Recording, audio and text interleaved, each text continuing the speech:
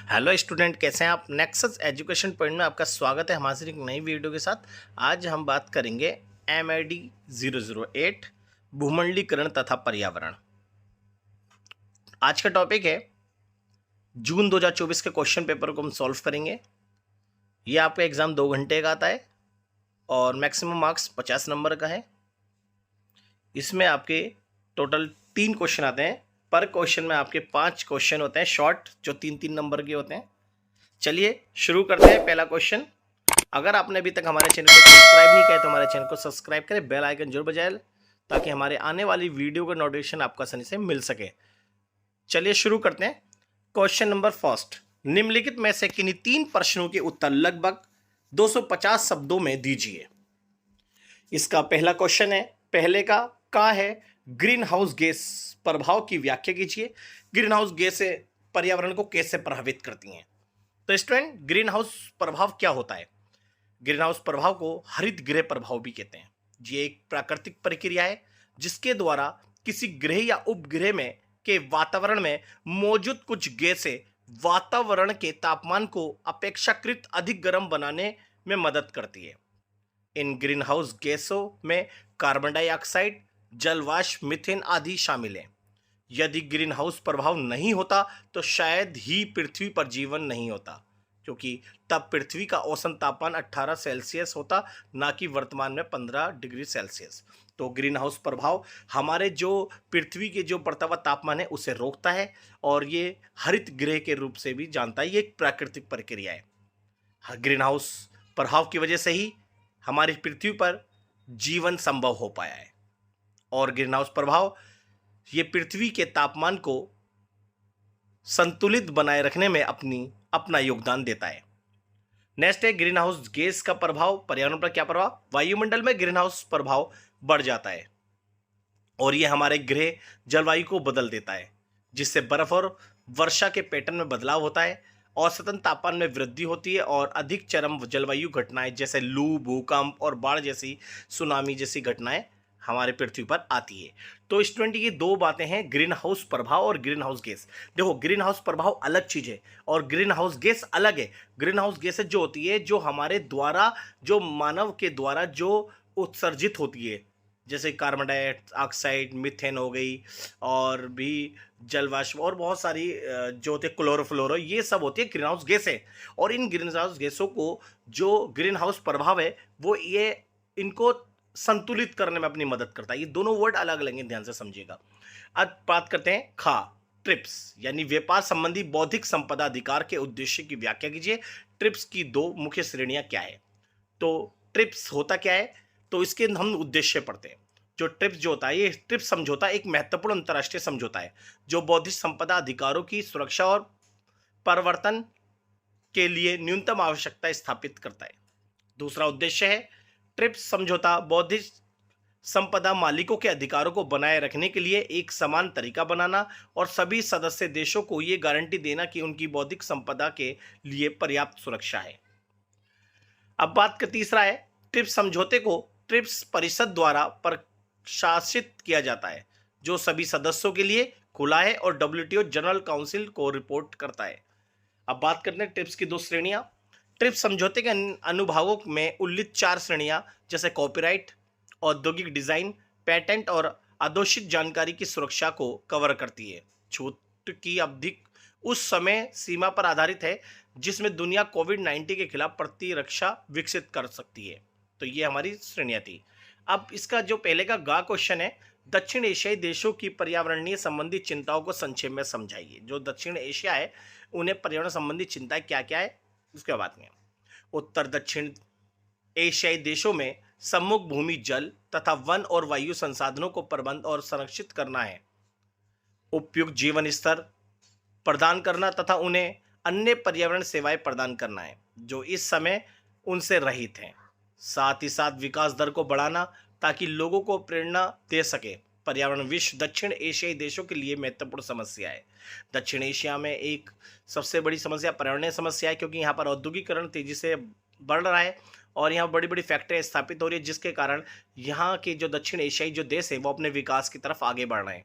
विकास करने के लिए वो कुछ पर्यावरण को नुकसान पहुंचा रहे हैं, जिससे हमारे यहाँ पर विभिन्न समस्याएं आकर पैदा हो रही हैं। क्योंकि विकासशील देश यानी दक्षिण एशियाई देश जो है विकासशील देश हैं, इन विकासशील देशों के सामने समस्या विकास की और पर्यावरणीय समस्या बहुत बड़ी समस्या आकर खड़ी हुई है। दक्षिण एशियाई देश तीव्र शहरीकरण, अस्वच्छ सोच सुविधा, वितरण अनियंत्रित औद्योगिकरण, वनों की कटाई आदि समस्याओं से क्षण जुड़े हैं। क्योंकि इन देशों में जो दक्षिण एशिया में शहरीकरण तेजी से बढ़ता जा रहा है, जो यहाँ पर अंधाधुंध कटाई, वनों की कटाई, औद्योगिकरण और यहाँ जो अस्वच्छ सोच है, इसकी समस्याएं से जूझ रहे हैं। उदाहरण के लिए बड़े बांधों का निर्माण, जल प्रणाली और सिंचाई प्रणाली ने इन देशों में पारिस्थितिकी तंत्र को अव्यवस्थित राष्ट्र बना दिया है। दूसरी बड़ी समस्या औद्योगिक रिसाव तथा कृषि प्रणाली द्वारा तंत्र और विषैलों कर देते हैं। जो यहाँ पर जहरीला पानी, हमारी कृषि में नई नई टेक्नोलॉजी के आधार पर हम नए नए कीटनाशक दवाइयों का इस्तेमाल कर रहे हैं, और औद्योगिकरण के कारण जो पानी का रिसाव हो रहा है वो समुद्र में जाकर जहरीला हो रहा है, जिससे यहाँ जल प्रदूषण तेजी से बढ़ रहा है। वहाँ पर से जो जीव जंतु है वो नष्ट होते जा रहे हैं। भारत में कई नदियां तथा संरक्षण जल धाराएं पहले से ही मृत हो गई है। बहुत सारी ऐसी नदियां थी भारत के अंदर जो जल धाराएं थी, जो प्राकृतिक थी, लेकिन आज जो पर्यावरणीय समस्याओं की वजह से वो जल धाराएं एकदम बिल्कुल विलुप्त हो गई। आज हमें यही नहीं पता पड़ रहा कि हमारी जो प्राचीन काल की जल धाराएं वो कहाँ है। अत्याधिक वनों की कटाई से मृदा अपरदन की समस्या उत्पन्न हो रही है तथा जैव विविधता में कमी पाई जाती है।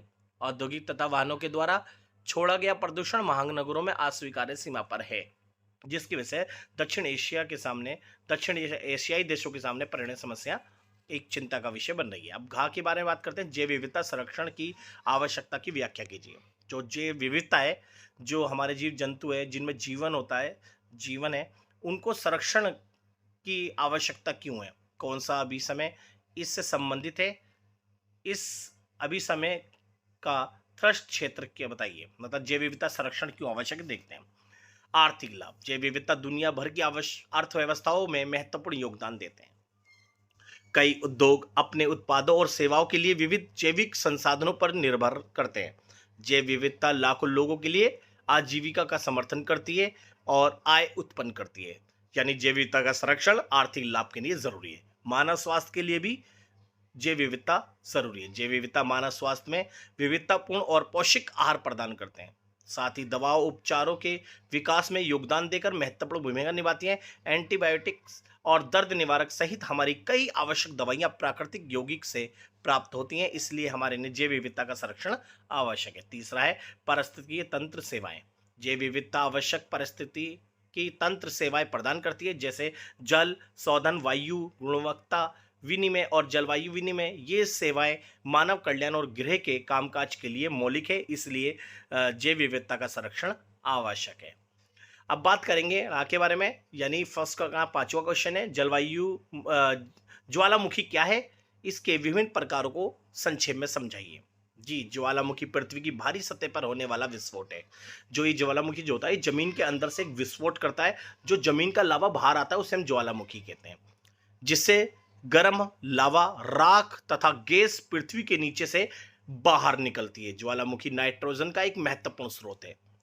मुख्यतः ज्वालामुखी की प्रक्रिया वहां होती है जहां भूमि की सतह गहराई में अपने मार्ग से विचलित होते हैं। अंदर का जो लावा है वो विचलित होता है और बाहर निकलने की नहीं होता, इसलिए वो बिल्कुल बाद विस्फोट होता है या एक बिंदु पर मिलती है।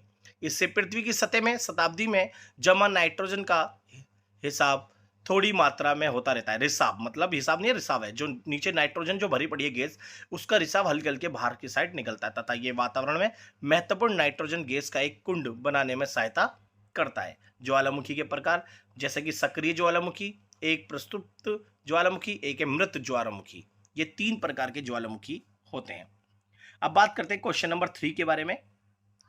निम्नलिखित में से किन्हीं 4 प्रश्नों के उत्तर 250 शब्दों में लीजिए। यहाँ पर 5 क्वेश्चन आते हैं, इसमें से 4 क्वेश्चन आपको करने हैं, जो कि 4 क्वेश्चन करने, 5-5 नंबर का क्वेश्चन है। तो देखते हैं का दूसरे का क्या है। संयुक्त राष्ट्र संघ के किन्हीं 2 प्रमुख अंगों की भूमिका की संक्षेप में चर्चा कीजिए। संयुक्त राष्ट्र संघ के किन्हीं 2 अंग, जैसा कि द्वितीय विश्व युद्ध के बाद विश्व में शांति की स्थापना करना और आपसी सहयोग को बढ़ाने के लिए 51 देशों ने 24 अक्टूबर 1945 में संयुक्त राष्ट्र संघ की स्थापना करी। आते हैं। संयुक्त राष्ट्र संघ के 2 मुख्य अंग निम्नलिखित हैं। ये संयुक्त राष्ट्र संघ जो है ये एक अंतर्राष्ट्रीय संस्था है जो विश्व में शांति की स्थापना करने के लिए अपना योगदान देती है। ये द्वितीय विश्व युद्ध के बाद इसकी स्थापना हुई थी। इसका काम विश्व के सारे देशों में तालमेल यानी समन्वय स्थापित करना और विश्व शांति और एक दूसरे के लाभ के कार्य करवाना। अगर विश्व में किसी देश में कोई समस्या है उस समस्या को दूर करने का काम यह अंतर्राष्ट्रीय संगठन करता है, जिस अंतर्राष्ट्रीय संगठन को हम संयुक्त राष्ट्र संघ या यूएनओ कहते हैं। इसके 2 प्रधान अंग है, पहला है महासभा और दूसरे सुरक्षा परिषद। महासभा को आम सभा भी कहते हैं। ये एक विश्व संसद के रूप में काम करती है। जितने भी संयुक्त राष्ट्र संघ के जो सदस्य देश होंगे, 193 देश वर्तमान में, तो भी इसके सदस्य होंगे। जो 193 देश संयुक्त राष्ट्र संघ के सदस्य हैं वो भी महासभा के सदस्य तो कहलाएंगे। ये महासभा के सदस्य महासभा में अपनी समस्याओं को रखते हैं। सितंबर में शांति और सुरक्षा, विश्वव्यापी आर्थिक विकास और सामाजिक विकास के अंतर्राष्ट्रीय मामलों पर निर्णय लेने के लिए वार्षिक बैठक भी होती है। ये भागीदारी देशों के मानवाधिकार और परिवेश की रक्षा के लिए भी काम करता है। अन्य अंगों के कामकाज पर नजर भी रखता है और उनके लिए रिपोर्ट भी एकत्रित करता है। और अगर किसी देश को संयुक्त राष्ट्र संघ का सदस्य बनना है, उसको सदस्यता महासभा तो देती है लेकिन सुरक्षा परिषद की सलाह से। अगर कोई सदस्य अगर संयुक्त राष्ट्र संघ के नियमों पर नहीं चलता है तो महासभा उसे उस सदस्यता को छीनती है, लेकिन वो भी सुरक्षा परिषद की सलाह से। तो महासभा सदस्यता देना और सदस्यता छीनने का काम भी महासभा के सामने करना है। और इसके अलावा सचिवालय के महासचिव की नियुक्ति महासभा करती है सुरक्षा परिषद की सलाह से। दूसरा है सुरक्षा परिषद। सुरक्षा परिषद संयुक्त राष्ट्र संघ का सबसे शक्तिशाली अंग है और इसे सैन्य शक्ति भी प्राप्त है। सुरक्षा परिषद में कुल 15 सदस्य देश होते हैं। 15 में से 5 स्थायी और 10 अस्थायी सदस्य होते हैं। जो 5 स्थायी सदस्य होते हैं वो अमेरिका, फ्रांस, ब्रिटेन, रूस, चीन है। इनका कार्यकाल आजीवन होता है। इन 5 देशों को यूएनओ की वीटो पावर की शक्ति प्राप्त होती है, जबकि 10 जो सदस्य होते हैं ये अपने नाम के अल्फाबेट के हिसाब से हर 2 साल के बाद इसके सदस्य बनते हैं। सुरक्षा परिषद का मुख्यालय न्यूयॉर्क में है। सुरक्षा परिषद विश्व में शांति की स्थापना करना, नए सदस्य बनाना और निष्कासित करने के लिए सलाह देना, सचिवालय के महासचिव की नियुक्ति जैसे कार्य करता है। ये 2 हमारे सुरक्षा परिषद के 2 अंग थे। अब बात करते हैं हम खा के बारे में। अंतर्राष्ट्रीय पर्यावरणीय कानून के किन्हीं 5 सिद्धांतों की संक्षेप में व्याख्या कीजिए। जी, अंतर्राष्ट्रीय जो पर्यावरण से संबंध में जो 5 कानून बने हैं यानी 5 सिद्धांत हैं उनके बारे में बताने, यानी 5 सिद्धांत के नियम के बारे में। अंतर्राष्ट्रीय पर्यावरणीय कानून के 5 सिद्धांत निम्नलिखित हैं। पहला, दायित्व का व्याख्या सिद्धांत। जी, ये दायित्व एक अंतर्राष्ट्रीय नदी को दूषित ना करने वाले का वादा है। मतलब जो पर्यावरणीय कानून जो बनाया है यानी अंतर्राष्ट्रीय कानून पर पहला सिद्धांत है दायित्व का व्याख्या सिद्धांत। इस सिद्धांत का जो काम है ये दायित्व एक अंतर्राष्ट्रीय नदी को दूषित ना करने का वादा है। यह अंतर्राष्ट्रीय संधि, रीति और न्यायिक फैसले के मुख्य कदम को परिभाषित करता है और यह अंतर्राष्ट्रीय नदी को दूषित करने से रोकता है। दूसरा है सहयोग का सिद्धांत। यह सिद्धांत पड़ोसी देशों के साथ तथा पर्यावरणीय समस्या के प्रति सहयोग को बढ़ावा देता है और ये देशों के बीच सहयोग की व्याख्या करता है और सभी देशों में सहयोग को बढ़ावा देता है ताकि वो पर्यावरण को सुरक्षित रख सकें। दूसरा है सतत विकास का सिद्धांत। रियो घोषणा का सिद्धांत सतत विकास पर स्पष्ट घोषणा प्रदान करता है और ये कहता है कि हम ये जो सिद्धांत है ये सतत विकास को बढ़ाता है, यानी संसाधनों का इस प्रकार प्रयोग करवाता है कि इसके उस संसाधनों का प्रयोग करके आज की आवश्यकता भी पूरी हो जाए और आने वाली पीढ़ियों को भी इनको सुरक्षित रखा जा सके। इन सतत विकास यानी एक सटीक विकास को बढ़ावा देता है। चौथा है पूर्व तैयारी का सिद्धांत। पर्यावरणीय समस्या का चौथा सिद्धांत है पूर्व तैयारी का सिद्धांत। इस बात का दिशा निर्देश देता है कि पर्यावरण क्षति ना होने दे, यानी ये जो पर्यावरण को क्षति पहुंचाए जा रहे हैं इसका काम होता है पर्यावरण को क्षति ना पहुंचाना, यानी पर्यावरण को नुकसान ना पहुंचाना जैसा काम करता है। तीसरा है, पांचवा है अच्छी निकटता का सिद्धांत। अंतर्राष्ट्रीय पर्यावरण का ये एक बहुत ही महत्वपूर्ण कानून है क्योंकि प्रत्येक देश को अपने क्षेत्र में रहने और पानी संपत्ति को इस प्रकार इस्तेमाल करने जिससे इनकी गतिविधियों से इनके पड़ोसी राज्यों को कोई नुकसान ना पहुंचे, इस प्रकार दिशा निर्देश करता है। और ये पर्यावरण अंतर्राष्ट्रीय पर्यावरण को सुरक्षित रखने के लिए जो संपत्ति और जो जल धाराएं होती है उनको नुकसान ना पहुंचाने जैसा काम करता है। ये हमारे अंतर्राष्ट्रीय पर्यावरणीय कानून है के 5 सिद्धांत हैं। इसे अच्छे से कर लीजिए, इंपॉर्टेंट टॉपिक है। इसका गायक गैर सरकारी संगठनों को परिभाषित कीजिए और उनकी उत्पत्ति की व्याख्या कीजिए। स्टूडेंट, गैर सरकारी संगठन किसे कहते हैं?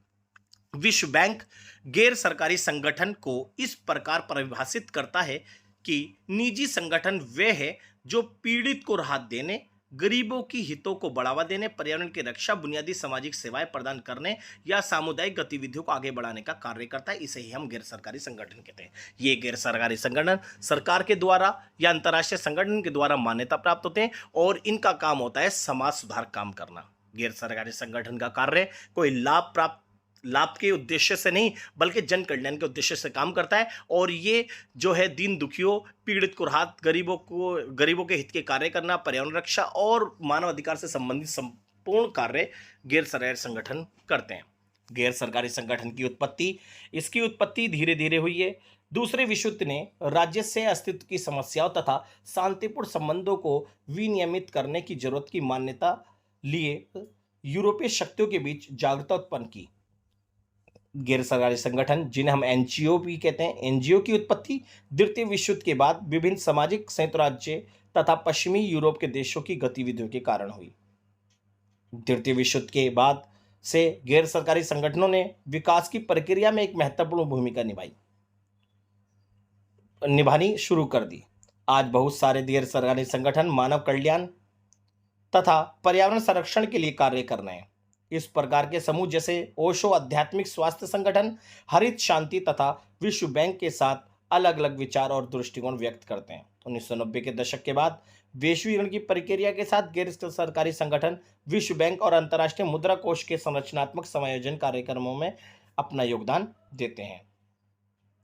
निजीकरण की नीति तथा अर्थव्यवस्था में के महत्वपूर्ण क्षेत्रों से राज्य की वापसी ने राज्य विकास कार्यक्रमों को लागू करने के लिए गैर सरकारी संगठनों पर निर्भर बना दिया है। तो इस तरह से आज जो द्वितीय विश्व युद्ध के बाद समय के साथ साथ गैर सरकारी संगठन पश्चिमी देशों में उभरा और इस तरह से विकासशील देशों में आज औद्योगिकरण में आज विश्व के सारे देशों में गैर सरकारी संगठन कार्यरत हैं और ये गैर सरकारी संगठन अंतर्राष्ट्रीय संगठन संयुक्त राष्ट्र संघ के अधीन काम करते हैं और इन गैर सरकारी संगठन को हम एनजीओ भी कहते हैं और एनजीओ जो होता है ये अलग अलग फील्ड में अलग अलग क्षेत्रों में काम करते हैं।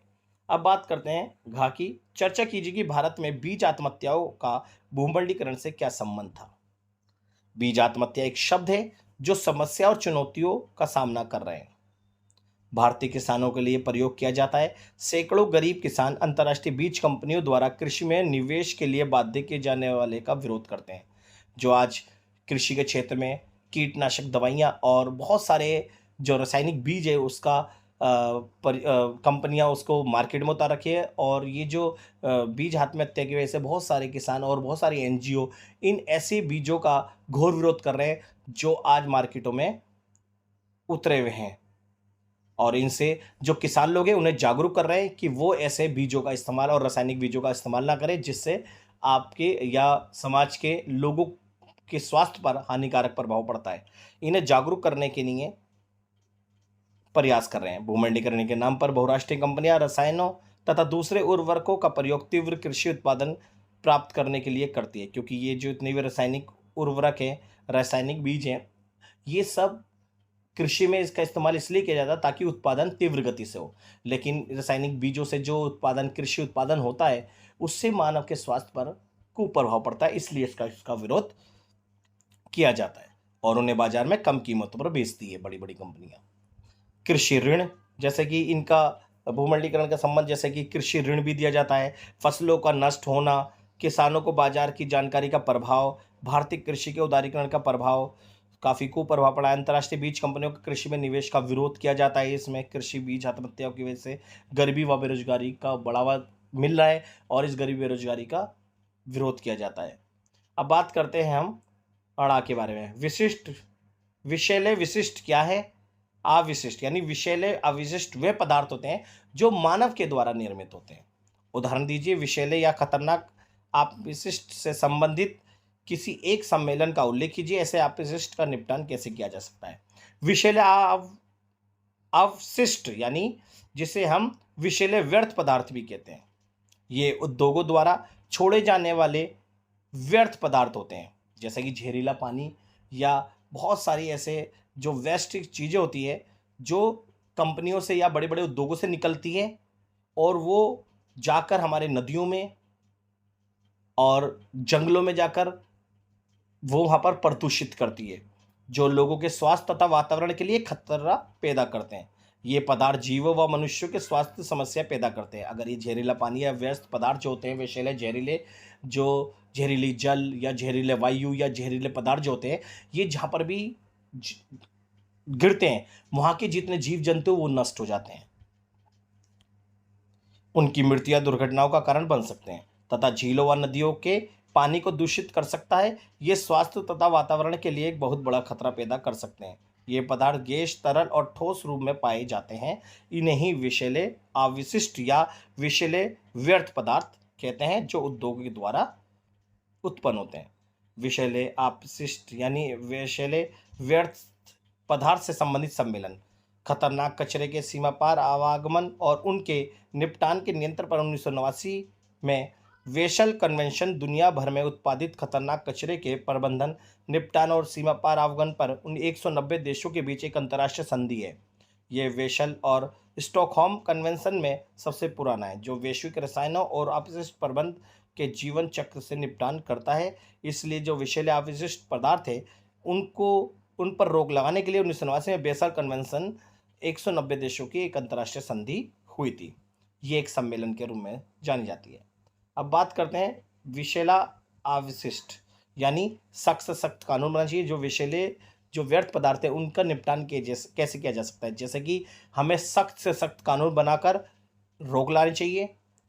जब सख्त से सख्त कानून बनेगा तो लोगों को कानून के डर की वजह से फिर वो जो विषैले व्यर्थ पदार्थ है उनका जमावड़ा नहीं करेंगे। दूसरा, उद्योगों से निकलने वाले गंदे पानी को नदियों से जाने से रोकना, पदार्थों को सुरक्षित स्थानों पर फेंकना जैसे काम, ये हमारे निपटान के कार्य हैं। अब बात करते हैं क्वेश्चन नंबर 3। निम्नलिखित में से किन्हीं 3 प्रश्नों के उत्तर 250 शब्दों में दीजिए। इसके अंदर टोटल 5 क्वेश्चन है, जिसमें से आपको 3 क्वेश्चन करने हैं। चलिए देखते हैं। पहला क्वेश्चन है तीसरे का पर्यावरण संरक्षण की दिशा में भारतीय न्यायपालिका का योगदान। कोई 2 उदाहरण देते हुए समझाइए। यानी पर्यावरण संरक्षण के लिए जो न्यायपालिका ने अपना योगदान दिया है उसके बारे में बताना है। भारतीय न्यायपालिका ने पर्यावरण को बचाने के लिए निम्नलिखित भूमिका निभाई है। अध्याय 21 के अनुसार जीवन का अधिकार सभी को है। इस अधिकार को ध्यान में रखते हुए न्यायपालिका ने बहुत से कानून बनाए, जैसे कि 1994 यानी 1994 में राजधानी दिल्ली में प्रदूषण के बढ़ते स्तर को देखकर मुख्य न्यायपालिका ने सरकारों को प्रदूषण रोकने के निर्देश दिए। इसको ध्यान में रखते हुए राजधानी ने सीएनजी की बसें और गाड़ियां चलाई। दूसरा था न्यायपालिका योगदान, ताजमहल केस 1997 के आदेश दिए। मुख्य न्यायालय ने ताजमहल को देश की प्राचीनतम विरासत घोषित किया।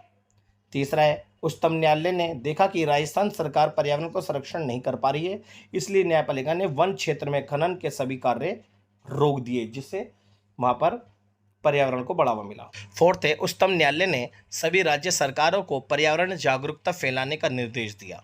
हर वर्ग के लोगों में पर्यावरण जागरूकता होनी चाहिए। ऐसे कार्यक्रमों को टीवी और रेडियो द्वारा लोगों तक पहुंचाना चाहिए। ये सब पर्यावरण के संबंध में न्यायपालिका के कदम थे। 5वां, उच्चतम न्यायालय ने हरियाणा सरकार को पत्थर दबाने का कार्य बंद करने को कहा, क्योंकि इससे वायु और जल प्रदूषण हो रहा था।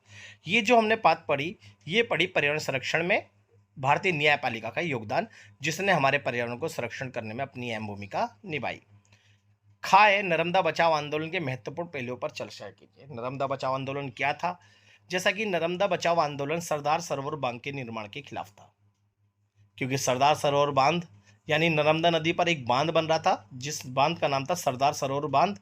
ये नर्मदा नदी जो थी मध्य प्रदेश, महाराष्ट्र, गुजरात और राजस्थान से होकर बहती है, लेकिन ये नदी वर्षा पर निर्भर है, क्योंकि बारिश के पानी से ही इसमें पानी आता है, क्योंकि ये दक्षिण प्रायद्वीपीय पठार पर बनी हुई नदी है और ये 4 राज्यों से होकर गुजरती है, इसलिए बाढ़ और सूखे की समस्या बनी रहती है।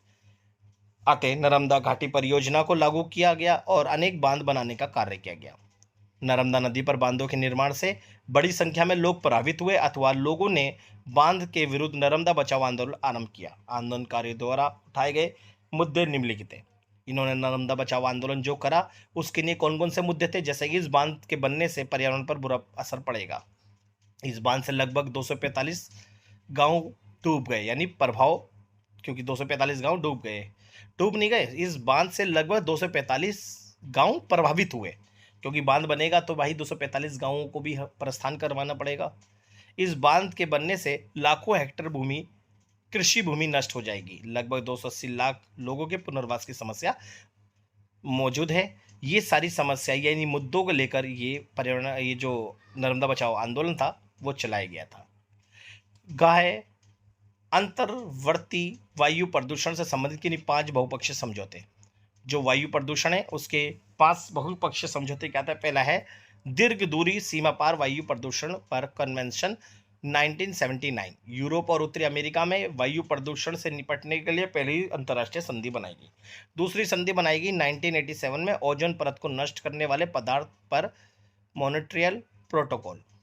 CFC, HFC और हैलोन जैसे ओजोन क्षयकारी पदार्थों ODS के उत्पादन और उपयोग को चरणबद्ध तरीके से समाप्त करना, ये इस संधि का काम था। तीसरा समझौता था क्योटो प्रोटोकॉल, जो कि 1997 में हुआ था। ये विकसित देशों को ग्रीन हाउस गैसों के उत्सर्जन कम करने के लिए कानूनी रूप से बाध्य करना था। चौथा था 2015 में पेरिस समझौता।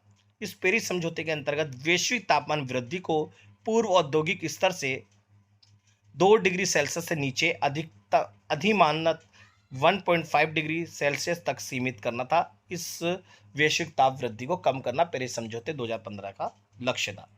पांचवा था ट्रांस बाउंड्री धुंध प्रदूषण पर आसियान समझौता 2002। दक्षिण पूर्वी एशिया में जंगल की आग और धुंध प्रदूषण को कम करना, विशेष रूप से इंडोनेशिया में कटाई और जलाकृषि के कारण होने वाले आग को कम करना, इसका इस समझौते का उद्देश्य था। ये हमारे बहुपक्षीय 5 समझौते थे। अब बात करते हैं घा की भूमंडलीकरण कैसे विकसित और विकासशील देशों के बीच को अंतर को बढ़ाता है। जी, भूमंडलीकरण के कारण विकसित और विकासशील देशों के बीच में जो अंतर आए वो देखते हैं। पहले बात करते हैं, पहला पॉइंट है विकसित देशों की अर्थव्यवस्था का मुख्य आधार औद्योगिक विकास होता है, जबकि विकासशील देशों की अर्थव्यवस्था का मुख्य आधार कृषि और मत्स्य पालन है। दूसरा अंतर है औद्योगिकरण भूमंडलीकरण की वजह से विकसित देशों में तकनीकी विकास हो चुका है, जबकि विकासशील देश तेज तकनीकी विकास को प्राप्त करने की कोशिश कर रहे हैं, और ये अंतर भूमंडलीकरण के कारण उत्पन्न हुआ है। तीसरा है विकसित देश अपनी सभी कामों को आर्थिक समृद्धि के लिए करते हैं, जबकि विकासशील देशों की मुख्य चिंता देश की आर्थिक विकास को बढ़ाने की होती है। चौथा अंतर है विकसित देशों में उत्पादन के सभी साधनों का अनुकूलतम उपयोग होता है, जबकि विकासशील देशों में कम तकनीकी विकास के कारण उत्पादन के सभी साधनों का अल्पतम उत्पादन होता है, जिससे कारण संसाधनों की बर्बादी होती है। पांचवा विकसित देशों में प्रति व्यक्ति आय का स्तर ऊंचा होता है, इस कारण लोगों का जीवन स्तर अच्छा होता है, जबकि विकासशील देशों के मामले में इस सब का उल्टा है, क्योंकि यहाँ प्रति व्यक्ति आय कम है, स्तर कम है और जीवन स्तर भी ज़्यादा खास नहीं है। ये विकसित देश और विकासशील देशों में अंतर है जो कि औद्योगिकरण ने उत्पन्न किया। पढ़ाए लघु पोषक तत्व क्या है, उनके उदाहरण और महत्व को बताइए। लोहा की कमी से जुड़ी समस्याओं का वर्णन कीजिए। लघु पोषक तत्व या सूक्ष्म पोषक तत्व होता क्या है? ये विटामिन और खनिजों का एक समूह होता है जो शरीर के लिए आवश्यक है। हमारे शरीर के लिए लघु पोषक तत्व बहुत जरूरी है, क्योंकि हमारे शरीर कार्यों जैसे हार्मोन और एंजाइम का उत्पादन, हमारी प्रतिरक्षा प्रणाली का समर्थन और रक्त के धक्के जैसी महत्वपूर्ण प्रक्रियाओं में महत्वपूर्ण भूमिका निभाते हैं। ये लघु पोषक तत्व हमारी हेल्थ को सही रखते हैं, यानी हमारी हेल्थ के लिए जो हमारे लिए जो पोषक तत्व है, जो हमारे स्वास्थ्य और विकास और सामान्य विकास को महत्वपूर्ण बनाते हैं और हमें हेल्दी बनाते हैं, इसलिए हमें पोषक तत्व की आवश्यकता पड़ती है। पोषक तत्व वे तत्व होता है जो मानव शरीर को स्वस्थ बनाने में अपनी मदद करते हैं, यानी हेल्दी खाना होता है ना, वो हेल्दी खाने को ही हम लघु पोषक तत्व कहते हैं। ये हमारे हार्मोन्स और एंजाइम का उत्पादन हमारे शरीर में करता है, जिससे हमारे यहाँ पर हमारे शरीर को बीमारियां नहीं लगती, उसे लघु पोषक तत्व कहते हैं। लघु पोषक तत्व का महत्व मानव शरीर को बनाने वाले संरचनात्मक घटक जैसे कि मांसपेशियां, अंग और हड्डियां भी भोजन में निहित पोषक तत्वों से बनती है, जिसका अर्थ है कि यही कारण है कि पोषक तत्वों को खाना और लेना जो ऊर्जा प्रदान करते हैं और हमारे शरीर ढांचे के घटक बन जाते हैं, मानव जीवन को बनाए रखने के लिए एक आवश्यक है। क्योंकि पोषक तत्व हमारे लिए बहुत ज़रूरी है। हमारे को खाना हम खाते हैं, खाने को निगलते हैं और उसे पचाते हैं ना, यही लघु पोषक तत्व का सबसे बड़ा महत्व है। अगर हमारे को हमारे हेल्थ के लिए लघु पोषक तत्व नहीं मिलता तो हमें खाने में और निगलने में बड़ी परेशानी होती है, और यहाँ तक कि उस खाने को खाने के बाद हमारे को उसकी पाचन, जो उसे डाइजेस्ट करते हैं ना, पाचन, वो नहीं हो पाता। कहते हैं फिर बाद में कहते हैं कि हमारे पेट में खाना रखा हुआ है और हम उसे हाजमा नहीं कर पा रहे। इसीलिए हर इंसान के हेल्थ के लिए, उसके हार्मोन्स के लिए, उसको बिना बीमारी से दूर रखने के लिए लघु पोषक तत्व का होना बहुत ज़रूरी है। अब लोहा की कमी से जुड़ी समस्या, लोहा जो शरीर के अंदर लोहा की कमी से जो लोहा होता है ना, जो कहते हैं कि पालक वालक जो खाने से लोह की पूरी होती है, उसकी क्या समस्या है? पहला, एनीमिया शरीर में लोहा तत्व की कमी से होता है। अगर शरीर के अंदर लोहा तत्व कम है, पालक, शलजम और जो भी हरी सब्जियां होती है जो जमीन में उगती है, वो सब हमारे लोहा तत्व मिलते हैं उससे। और लोहा तत्व की कमी से हमें एनीमिया, शरीर के अंदर एनीमिया की कमी होती है। भारत में लगभग 50% आबादी एनीमिया की शिकार है। मातृ यानी माता एवं शिशु पोषण अंतर्राष्ट्रीय सम्मेलन 1992 में 159 देश के कुपोषण रोकने के लिए विश्व घोषणा और पोषण पर कार्रवाई की घोषणा की है। ये विटामिन ए और खासकर लोहे की कमी आसानी से उपलब्ध भोजन द्वारा पूरी की जाए। मानव का पोषण मात्रा और गुणवत्ता दोनों पर निर्भर करता है। ये सबसे बड़ी कमी होती है लोहा तत्व की। इसलिए हमारे को अपनी हेल्थ को और लघु पोषण तत्व को बनाए रखने के लिए हमें पालक और बहुत सारी जो पालक यानी जो पत्ते वाली सब्जियां होती है, उसका सेवन हमें अपने हेल्थ के लिए करना चाहिए। ये हमने जो बात करी MID 8 के बारे में बात करी थी, तो ये 2024 का सॉल्व क्वेश्चन पेपर है। आप इसे बहुत अच्छे से कर लीजिए। अगर आपने अभी तक हमारे चैनल को सब्सक्राइब नहीं किया तो हमारे चैनल को सब्सक्राइब करें, बेल आइकन जरूर बजाएं ताकि हमारे आने वाली वीडियो की नोटिफिकेशन आपको आसानी से मिल सके।